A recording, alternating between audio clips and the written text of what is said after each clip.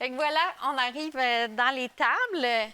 Bientôt arriveront les vaches. Un an après un incendie, cette productrice agrandit ses installations. Comme plusieurs de ses collègues, elle s'inquiète de la présence de la gestion de l'offre des produits laitiers dans les discussions entre le Canada et les États-Unis. Ça m'inquiète parce qu'ici, je suis dans un espace, j'ai créé, on vient de reconstruire en fait, et ce que j'ai créé, c'est aussi pour ma relève, c'est la croissance. Et si on vient jouer dans ma croissance, je vais garder un bâtiment vide. Pour moi, ça reste ferme. Il n'y en a pas de concession à faire.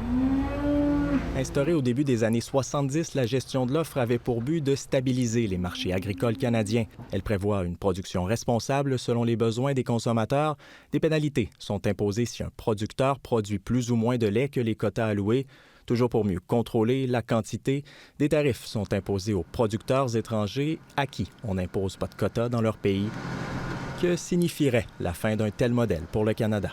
Donc, si on regarde le prix du lait aux États-Unis, on observe des montagnes russes. Les plus grandes entreprises auront plus de pouvoir, selon lui. C'est que je dois être de plus en plus gros pour être en mesure d'obtenir des économies de taille, donc être moins fragile sous ces fluctuations de prix-là. Et habituellement aussi, ça prend l'aide de l'État. À contre-courant, certains estiment que le démantèlement partiel de la gestion de l'offre sur tous les produits laitiers, les œufs et la volaille serait bénéfique pour le portefeuille des consommateurs. Dans cette levée de bouclier-là, il faut remarquer que la voix qui est absente, c'est celle des consommateurs. On estime que, essentiellement, en moyenne, pour un Canadien, ça provoque un surcoût de 224 $ par année à l'épicerie. L'unique certitude pour ces producteurs, c'est qu'une soixantaine de vaches feront leur arrivée dans l'étable au mois de septembre, mais sans savoir si les quotas, eux, resteront les mêmes. Ici Édouard Dubois, Radio-Canada, Henryville.